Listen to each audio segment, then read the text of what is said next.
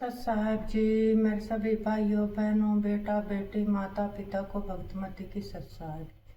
तो आज हम सुनेंगे संत रामपाल जी महाराज की सत्संग में गुरु जी हमें बताते हैं कि गुरु बनाकर अगर हम दान पुण्य भक्ति करते हैं तो उनके हमें काफ़ी सारे लाभ मिलते हैं।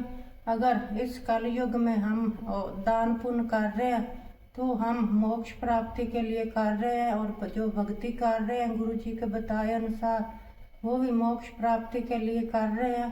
तो सुनते हैं सभी भाई बहन बेटा बेटी माता पिता मिलजुल करके सत्संग संत रामपाल जी महाराज की सत साहिब जी। की लड़की कितनी कीमती साड़ी पहनती है अंडरस्टूड है, और उसने ये भी इंतजार नहीं किया द्रौपदी ने कि किसी नौकरानी से कह दूं कि डाल दे कोई कपड़ा चुंदड़ी, नहीं, क्योंकि विवेक नाम इसी का होता है। उसको पता था कि मैं रोटी खाऊंगी तो मेरा पेट भरेगा, मैं अपने हाथ से दान दूंगी तो मुझे मिलेगा।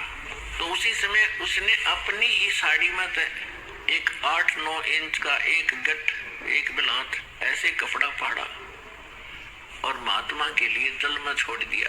दूर से सोचा इसके हाथ लग जाएगा, ये बांध लेगा फिर बाहर आएगा। अब वो अंधा था, दिखाई दे नहीं था, वो साड़ी का टुकड़ा साइड से निकल गया और वो ऐसे हाथ मार रहा था, ऐसे ढूंढ रहा था। लड़की ने दूसरा कपड़ा फाड़ के फिर डाल दिया, इतना ही साड़ी में से फिर और टुकड़ा फाड़ा, एक लीर एक छोटा सा टुकड़ा फाड़ के डाल दिया। ऐसे 7-8, ये देखो 2 कितनी होगी 1.5 फुट, ऐसे 7-8 कॉपीन पाड़ कर डाल दी, लेकिन संत का हाथ लगे नहीं क्योंकि उसको दिखा नहीं था। अब लड़की ने सोच दूर इसलिए खड़ी थी कि संत जी को पता लग गया कि लड़की है, कहीं वो आगे न सरक जाए, आगे दरिया बहुत गहरी है, महात्मा डूब जाएगा, मुझे पाप लगेगा। वह बोलना नहीं थी। उसने सोचा कि बड़ी लंबी सी लकड़ी लाई उठा के और उसका एक और पाड़ के एक पिलात की यानी 8-9 इंच कपड़ा उसका लपेट के और महात्मा जहां से कर रहा था उसके आसपास कर दिया। उसके हाथ लगा, लगते उसने पकड़ा और क्या देखा उसमें हाथ, क्योंकि अंधे की आंखें हाथ होती है। उसने देखा ये वैसे बहकर आया हुआ कपड़ा नहीं है, ये किसी बेटी ने रहम किया है, अपनी विशेष साड़ी पाड़ कर मुझे दिया। तब कहते हैं साधु ने आशीष दिया, आशीर्वाद दिया कि बेटी आज तूने मेरा पर्दा रखा है, मेरी इज्जत रखी है, भगवान तेरा पर्दा रखे, तेरी इज्जत रखे, तेने गढ़ाए दे। कहते हैं साधु बोला सहज सुबह और 2 चावे सो कर दे। अब लड़की उस समय तो आ गई, क्योंकि परमार्थी प्राणी घना इस चीज के बारे में नहीं सोचा करते, क्योंकि वो राजा की लड़की, उसको सुख तो सारा था ही, वह सोचा मुझे तो सब कुछ प्राप्त है, बड़ी अच्छी बात है, संत तो आशीर्वाद दिया ही करते हैं, लेकिन वो आशीर्वाद ऐसे वैसे नहीं था। अब फिर वो लड़की का विवाह हुआ अर्जुन के साथ, कौरव में आपस में जुए में वो हार गई, द्रौपदी भी को भी जिता दिया। तब दुशासन ने श्रेआम सभा के अंदर द्रौपदी की इज्जत लूटनी चाहिए, उसको बेइज्जत करना चाहा नंगा करने के लिए। और वहां पर कौन बैठे थे?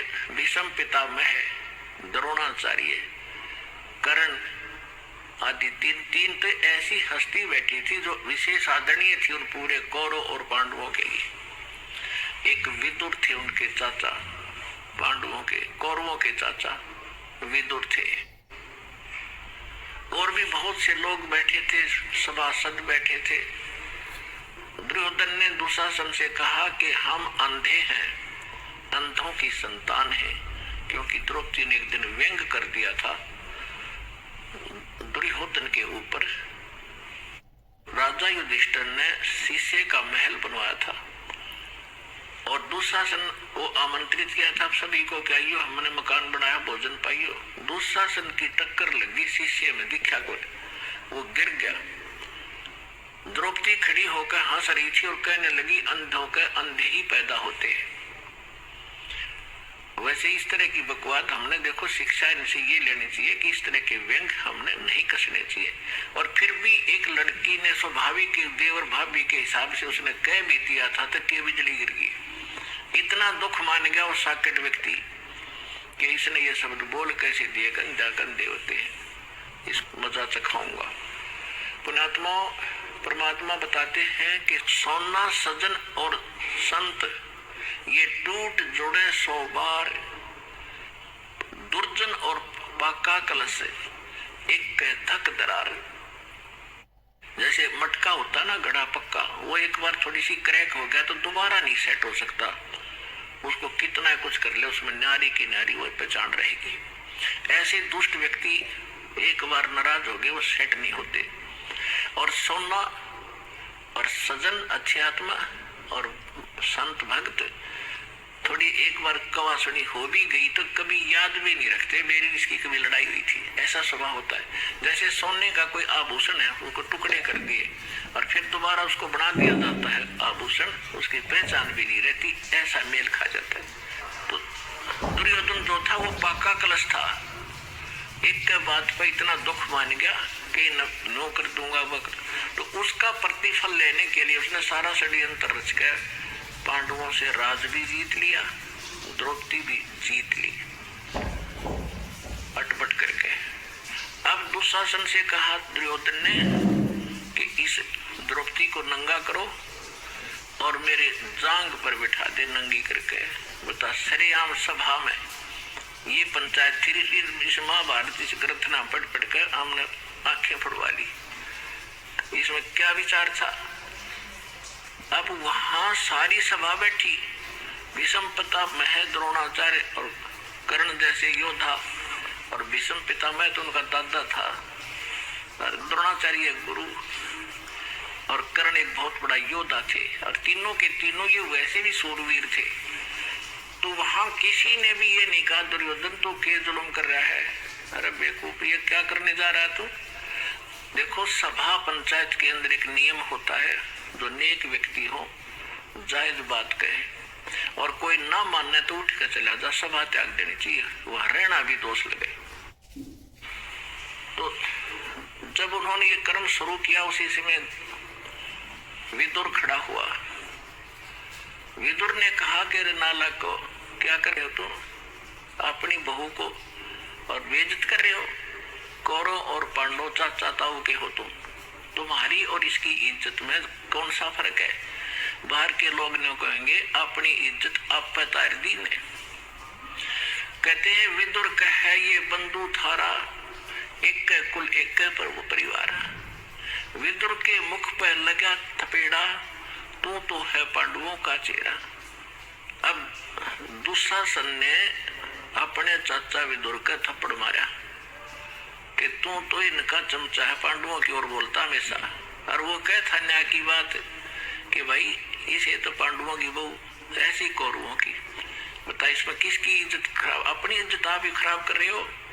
तुम कहते हैं विदुर कहे ये बंधु थारा, ये थारा भाई है, तुम्हारे भाई है और एक का कुल एक परिवार है। विदुर के मुख पर लगा थपेड़ा, तू तो है पांडवों का चेहरा, तू तो है बांदी का जाया। दुशासन ने कहा कि तू तो बांदी से पैदा हुआ है, तेरी मनोवृत्ति गुलाम वाली ही है, तू हमेशा ऐसी घटिया बात करता है। तू तो है बांदी का जाया। और भीष्म कर्ण और द्रोण मुस्काया। जब दुशासन ने अपने चाचा का थप्पड़ मारा और उसको यूं कहा कि तू तो है बांदी का जन्मा हुआ गुलाम, तो उस बात पर वह तीनों भीष्म पितामह दादा और द्रोणाचार्य गुरु और कर्ण वो सूरवीर तीनों ने भाषण लगे, मुस्कुराए, बहुत अच्छी बात कही। अरे बेशर्मो, खड़ा होकर ये कहना चाहिए था बेवकूफ तूने कैसे अपने चाचा बात उठा दिया, निकम्मी आत्माओं। अगर उन तीनों में से एक भी खड़ा होकर ये कह देता खबरदार से लड़की का हाथ लगाया, कौरवों की हिम्मत नहीं थी। लेकिन वो बुद्धि भ्रष्ट थे। जब लड़की को नंगा किया जा रहा सरेआम बैठे, किस लिए फिर वो उनमें कितनी गंदी सोच होगी ये सहज हिसाब लगाया जा सकता है। तो यहाँ परमात्मा ने सूक्ष्म वेद के अंदर इन पुराने ग्रंथों का भी जूस निकाला है, निष्कर्ष निकाल कर आपको दिया जा रहा है कि जिन ग्रंथों को तुम पढ़ा करते क्या खाकते भाई। एक जमीन के ऊपर राजपाट पर लड़का मर गए, क्या शिक्षा है इससे? बता, वो जमीन यही रहेगी, यू लाल किला यही पड़ा है और वह किधर धक्के खाते होंगे नरक में। तो क्या चीज है ये? तो ज्ञान के अभाव से, सतगुण के अभाव से हम ऐसे ही बिना सिर पैर के ग्रंथों को पढ़कर अपना कल्याण मानते थे। अब क्या होता है कि द्रौपदी ने पहले तो देखा था कि सभा के अंदर मेरे 5 पांडव बैठे, पति और सूरवीर, वो मुझे नंगा होते कैसे देख सकेंगे? लेकिन वो हार चुके थे जुए में, वो बंद गए थे जुबान में, उन्होंने नीची गर्दन कर ली। फिर भीष्म पिता द्रोणाचार्य और कर्ण की तरफ देखा कि ये कैसे सहन कर लेंगे मुझे यहाँ नंगा करते हुए को, लेकिन वो हंस रहे हैं। जब विदुर को थप्पड़ मारा ऐसे वचन कहे तो वो समझ गई कि ये सभा ठीक नहीं है। और पुण्यात्माओं, जब तक हम संसार से कुछ आशा रखते हैं कि ये मुझे ये लाभ दे देगा, वो मुझे ये सुख देगा, तब तक परमात्मा साथ नहीं देगा। आप तो सीधम सीधा भगवान से जुड़ोगे, चाहे आपका उंगली का चोट लग जा, नो यही अर्ज है भगवान आप पे करोगे। भले ही तो मीडिया उसका दवाई बने, डॉक्टर बने, लेकिन करेगा भगवान। आपने ऐसा भी देखा होगा, डॉक्टर खूब इंटेलिजेंट है और खूब प्रसिद्ध है, और एक व्यक्ति जाता है, उसका इंजेक्शन लगाता है, वो रिएक्शन कर जाता है और डॉक्टर के हाथों में मर जाता है। तो ये दवाई और डॉक्टर नहीं करते, या संस्कार काम करते, परमात्मा साथ होगा। जैसे आप देखते हैं कई भक्त, मेरे तो लाखों से ऐसे पाला पड़ा है, कहते हैं जी मैं सब दवाइयाँ खा ली, कोई नहीं लगती, खाते हैं तो रिएक्शन करते हैं, खुजली हो जाती है, नाम शुरू करते हैं, आशीर्वाद प्राप्त करते हैं, वही गोलियां फिर काम करना शुरू कर देती है। तो संस्कार से सब कुछ होता है। तो तब हम परमात्मा हमें पल पल में साथ देगा। छोटे से छोटा भी दुख और सुख आपको अनुभव करा देगा कि मेरे कारण दुख टला तेरा, जब रोज दिखेगा आपको। तो ऐसे जब द्रौपदी ने देखा कि ये कोई साथ दे नहीं रहे, तब भगवान याद आया। और हम भी ऐसा ही करते हैं, जब हमारे यहाँ के सब रास्ते बंद हो जाते ना, औषधि भी काम नहीं करती, जब हम भगवान याद करें अपने आत्माओं। अब परमात्मा को याद तो सभी करते हैं आपत्ति में, लेकिन किसको राहत मिलती है? या तो उसके पिछले जन्म के पुण्य हो, उनसे भी लाभ दे देता है परमात्मा। और जब पुण्य ही खत्म हो जाएंगे तो बेसिक अर्जी लाए जाइए और बेसिक प्रार्थना करते रहना, कति सुनाई नहीं होगी। और एक महापुरुष का वचन था, वो महापुरुष भी स्वयं परमात्मा ही थे, कहते सोचल चित्र मैं करूं अपने जन के काज। तो द्रौपदी कभी किसी जन्म में भगवान की शरण में रही हुई है वो आत्मा, और उनके पीछे परमात्मा कहते हैं जो बच्चा गौ की नजर में, नो साई को संत और भक्तों के पीछे फिरे वो भगत वत्सल भगवंत। अब द्रौपदी ने जब याद किया, हे भगवान आदि इज्जत इस दासी की आपके हाथ में है, आत्मा का साथी है भगवान कबीर साहब, और मन का साथी है काल।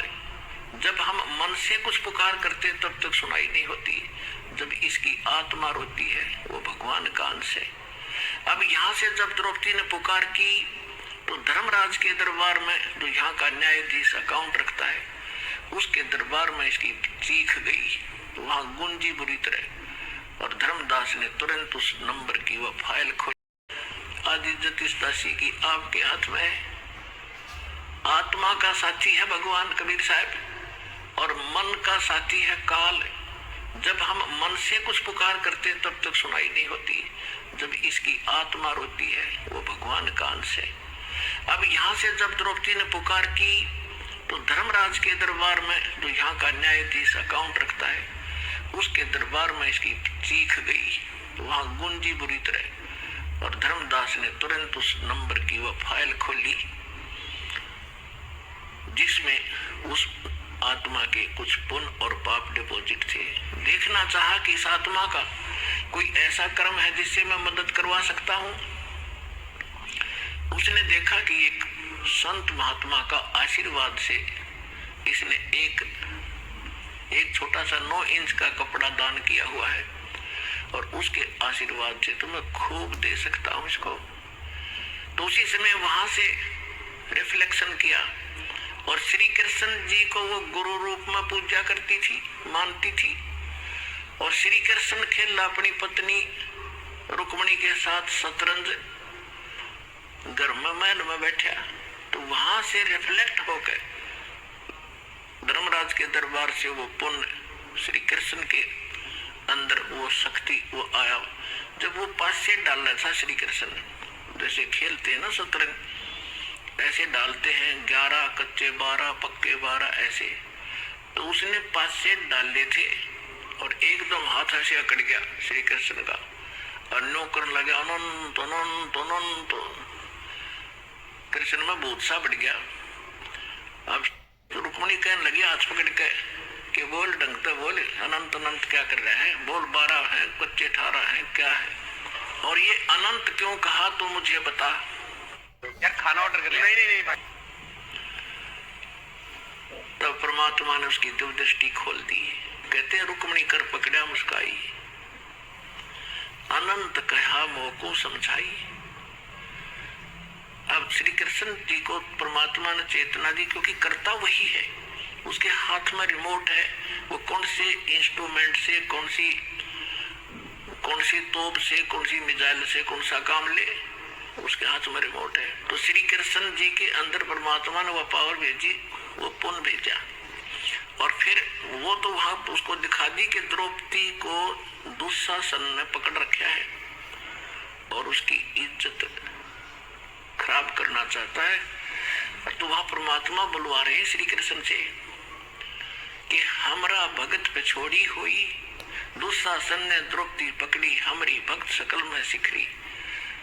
हमारी भक्त पे छोड़ी हुई तो हमारा नाम न लेवे कोई। यदि भगत ही हानि में रहेंगे तो राम का नाम मिट जाएगा। अब वो तो लग गया खेलन, तंदे ही से पासा डारी और पहुंचे सूक्ष्म रूप मुरारी। अब हमने मुरारी नाम श्री कृष्ण का लिख रखा है। मुरारी का वास्तविक अर्थ है राक्षस का शत्रु। अरि माने शत्रु, मुरा माने राक्षस। तो सबसे बड़ा जो राक्षस हमारा कर्म है, पाप कर्म, और उस पाप क्रम रूपी राक्षस ने ना कृष्ण काट सकता, ना विष्णु काट सकता, ना राम काट सकता, ना ब्रह्म ना ब्रह्मा विष्णु महेश ना शिव, केवल एक परमात्मा कबीर भगवान काट सकता है। तो वो वास्तव में मुरारी है। जैसे वासुदेव श्री कृष्ण को कहते थे, वासुदेव नहीं है श्री कृष्ण, वासुदेव का अर्थ ही कुछ और होता है। वो तो वासुदेव का बेटा था। वासुदेव एक व्यक्ति था, लेकिन वेदों में वासुदेव परमात्मा का अलंकृत नाम है, उपमात्मक नाम है, जिसकी प्रभुता सबके ऊपर हो, जिसका वास सब जगह हो, उसको वासुदेव कहते हैं। तो ऐसे ही मुरारी। तो यहाँ गरीबदास जी की वाणी को समझने के लिए इस दास के इसलिए आवश्यकता पड़ी, परमात्मा ने ये बुद्धि दी। तो कह रहे गरीबदास जी के रुक्मणी कर्म पकड़ा मुस्काई, अनंत कहा मोह को समझाई। क्या कहते हैं श्री कृष्ण जी से अंदर से आवाज आ रही है कि दुशासन ने द्रौपदी पकड़ी और हमारी भक्ति सकल में सिखरी, और जब हमारी भक्त पे छोड़ी हुई हार में आ गई हमारा भक्त, तो हमारा नाम न लेवे कोई। तंदे ही से पासा डारी। श्री कृष्ण तो वहां खेल रहा है और पहुंचे सतलोक से आके सूक्ष्म रूप मुरारी, और खेचत खेचत खेच कसीसा सिर पर बैठे हैं जगदीशा। अब ये लीला क्यों करी कि न्यू बिना पता ना लागो भगवान ने मदद करी है द्रौपदी की। तो जिस कारण से सब लीला परमात्मा करके इस युग तक, इस समय तक परमात्मा में आपकी आस्था बढ़ा के लाए हैं, और उस कृष्ण और द्रौपदी की इस कथा ने हम आज तक सुनते और सुनाते रहे। लेकिन आपके आज तक कदे हुई ऐसी लीला जो द्रौपदी के साथ ही थी, इस दास के साथ हुई, और इस सब के साथ हो रही है जब सच्चे भगवान से हम जुड़ गए।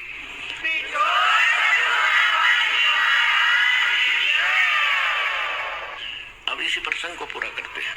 कहते खेचत खेचत खेच कसीसा, और सिर पर बैठे हैं जगदीशा। द्रौपद सुता को दीने लीर जाके अंत बढ़ाए चीर। द्रौपद सुता के चीर बढ़ाए शंख शंखों पार भी पाए। अब उसने खूब खींच खींच कर छक लिया।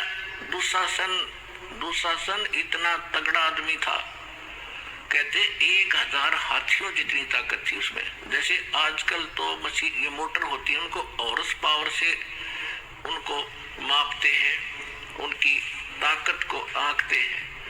उसमें एलिफेंट पावर से तोला जाता था। 1000 एलिफेंट पावर जितनी ताकत पावर थी उसमें दुशासन में। और द्रौपदी कहते कोमल अबला, और जो भगवान का आश्रय होगे, कहते न्यू रखूंगा अपने भक्तों को।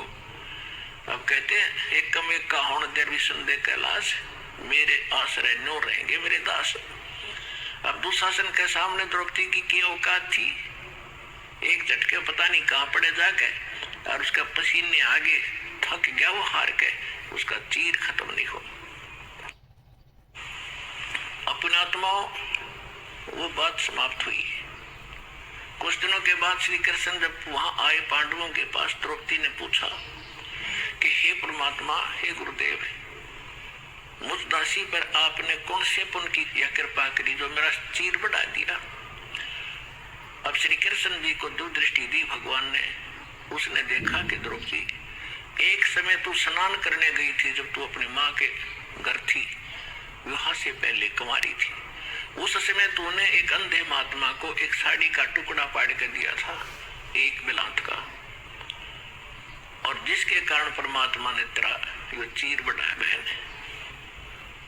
अब द्रौपदी का फिर वो रिमाइंड हुआ पिछली बात, तो अच्छा ये भगवान, अब थोड़ी थोड़ी याद आती है मुझे कि सचमुच अब क्या कहती है द्रौपदी कि एक लीर के कारण, यानी 3 फुट बाई 9 इंच के कपड़े के कारण, और मेरे बढ़ के चीर अपार। और जब मैं पहले समझ लेती उस संत को तो सर्वस्व देती वार। ओए होए होए।